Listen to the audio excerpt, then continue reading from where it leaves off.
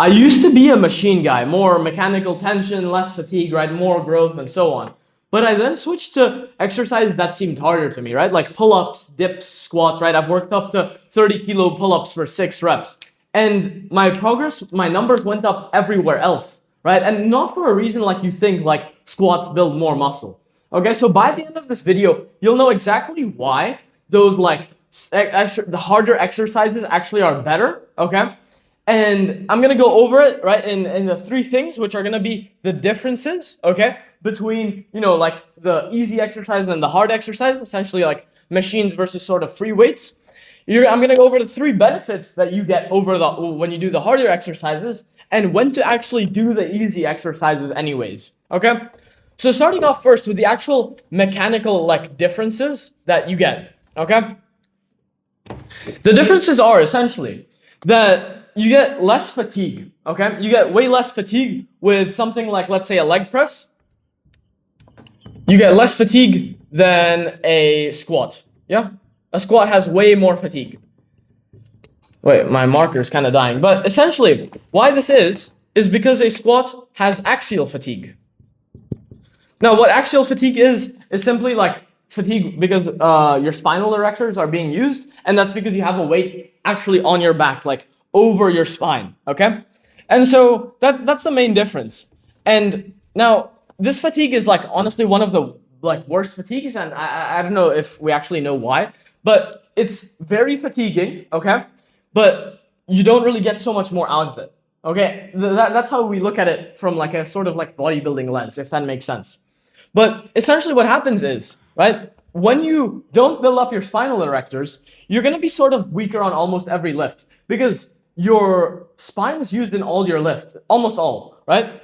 And so if your spine is weaker, what's going to happen is you're going to be weaker because your mind isn't going to allow you to push each lift as hard, right? Neurologically, your mind is not going to allow you to push as hard because it knows that, oh, shoot, we might get injured in this, right? For example, one of my friends, he did a lot of leg press, right? He's like skipped squats for a long time. And so his spinal erectors are cooked. And so he can't push RDLs as hard, right? And so, I mean, I assume there are also some other things he can't do as hard, but then in return, he can't train RDLs as hard, right? Which are like an absolutely goated movement. Yes, he can do isolations with machines, but is that what we're aiming for, okay?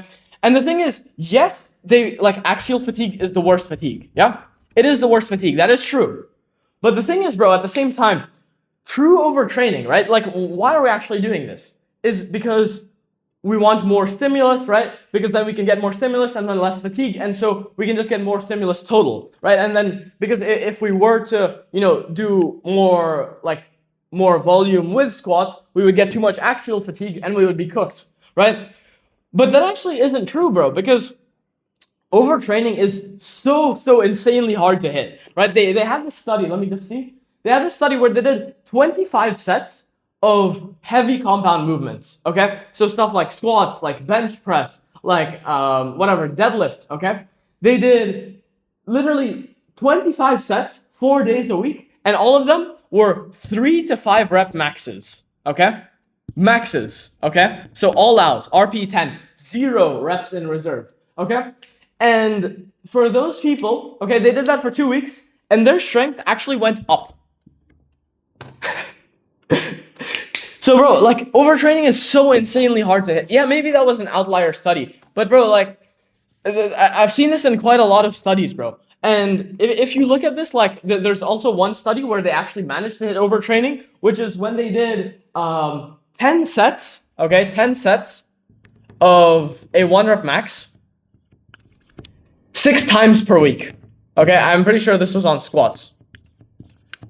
10 sets of 1 rep max squats 6 times per week. Okay, they did this for 2 weeks, and this absolutely cooked them. Okay, they needed to like rest. Like most people had to recover for like 1 to 2 months before they could actually get it back into training. Okay, so but the thing is, bro, you're probably not training like this. Okay, so unless you are, we don't really have a fear of that. Okay, and so that completely disregards the sort of like it's too fatiguing side of things. And so we can actually push these exercises hard, okay? And so I hope, bro, I mean, this is kind of like an interesting point I just made, but I want to help you out even more, okay? So I have my free school community, and first of all, I actually have a link for you to book a call with me. That's the first link in the description, where you can book a call, just like a free one-to-one call. And then, I'm gonna go over how I can help you. Maybe I do actually help you, right? And below that, I also have my free community that's on school, where there are like, I think 170 plus like-minded people like us working towards their calisthenics goals, which is so sick to see, bro. And if you want to go ahead and join those, bro, the links are in the description. But moving on, bro. So the other benefit, right, except of spinal erectors, which we just went over, right, axial fatigue, and why it's actually a benefit, because we're actually able to do some more of these tough exercises, okay? The other thing that this allows us to do is build more mental toughness, okay? Now, what I mean by this, by mental toughness, okay, is that when you do an exercise like, let's say, like a seated calf raise, okay? Like, yeah, it's kind of hard, but you're seated and it's kind of comfy and it's easy, okay? Let's say you do an exercise like leg press. Yeah, it's kind of hard, but like, okay, it's legs, so it's kind of a bad example, but like, let's say we do a machine chest press or dips. Dips are way harder, right? Way more mentally hard. And so what it's actually gonna do is it's gonna build you some mental toughness, okay?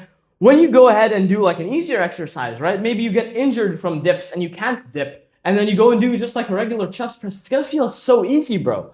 And so you're gonna build up your absolute ceiling, right? For your like work capacity and for your like difficult things that you can do and everything. You're just gonna build that up. And there's sort of no reason not to do that, right? Because yeah, it's gonna be like a little bit more fatiguing, right? But like we said before, bro, you don't the fatigue isn't an issue, right? And so we essentially want to be living at our limit, right? We want to be living past our limit even. This came from the book, The Way of the Superior Man, right? Because when you're living at your limit, you're always pushing yourself, you're always progressively overloading, be that in the gym, outside the gym. And so this mental toughness that this is gonna create is also gonna carry over to other things, right? And this mental toughness is insane, bro, because like I cannot tell you like how easy stuff feels after I just hit like a 6-rep PR on squats. Everything feels hella easy. So go ahead, bro, and do it also for the mental toughness itself, okay? The last thing, which is always like a kind of like bonus, is the carryover, okay? What I mean by this, the carryover, is simply like how much it carries over to other lifts, okay? So let's say something like squats, okay? If we see how many things it carries over to, squats and then leg press, okay? Leg press. If you see leg press, maybe it'll carry over to some other lifts a little bit, but it's also kind of like a weird way to push your legs. And so maybe you'll be able to jump like a little bit higher, kind of, right? But the thing is, when you squat, right, you literally are doing the jumping like movement pattern, yeah? And so you're gonna jump higher, right?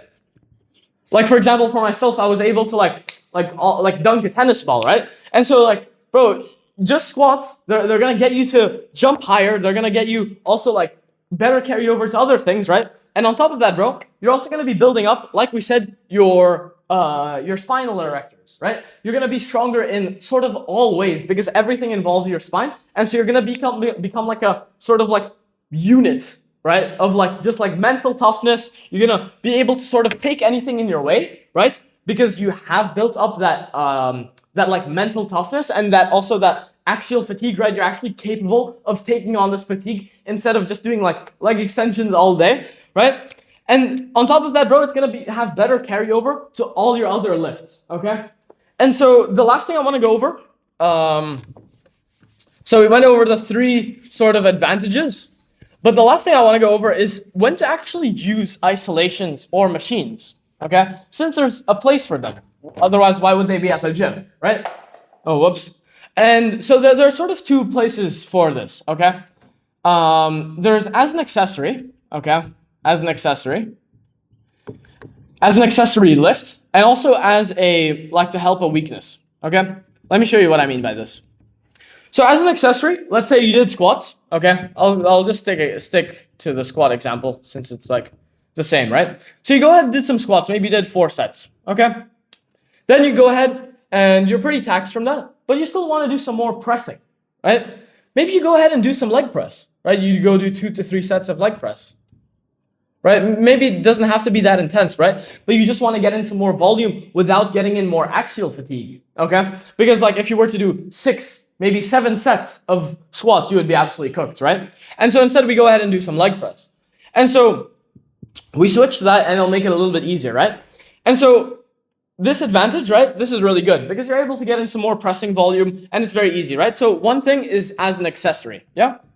The other thing is as a weakness, okay? So I've also talked about isolations, right? So isolations are included in this. And what I mean by this is you can use, let's say, like with our initial thinking, right? We wouldn't do something like tricep extensions, right? Because we could just hit those with maybe dips, right? But the thing is, bro, if you use tricep extensions as a weakness because you see like, oh, my triceps are weak, or maybe I'm weak at the top part of the dip, right? So I need to do more tricep extensions to get stronger at the top part. Then it's pretty smart, right? Because you're doing it at the sort of end of your workouts. Maybe you've already done like 7 sets of dips, right? You've sort of maxed out dips already. You don't want more fatigue from that. And so you go ahead and do some tricep extensions. See, that's a pretty smart place to put it. But if you were to just have done maybe 2 sets of dips and you may immediately go ahead and do triceps, you're probably going to be missing out, right? So you see what I mean. And so, bro, I hope you've gotten a lot out of this video. We've basically gone over all the points that I've wanted to say, but I want to help you out even more, bro. And I really respect you for watching this no dopamine video, so I want to help you out even more. I have my first link in the description. That's to book a call with me. That's just a Calendly. Just pick your time and then schedule a call, and then I'll see you then, bro. If you do book a call, we'll talk soon, bro.